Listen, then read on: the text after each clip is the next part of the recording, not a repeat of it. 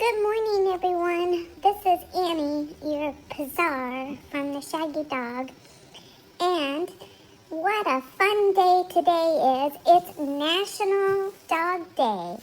And my mom said for National Dog Day, since I am the favorite, I get to decide how many treats for Trump, each of our dogs get. So I decided that the two brothers of mine that don't vote get 2 treats. And then I decided that my sisters, who are Democrats, can have 3 treats.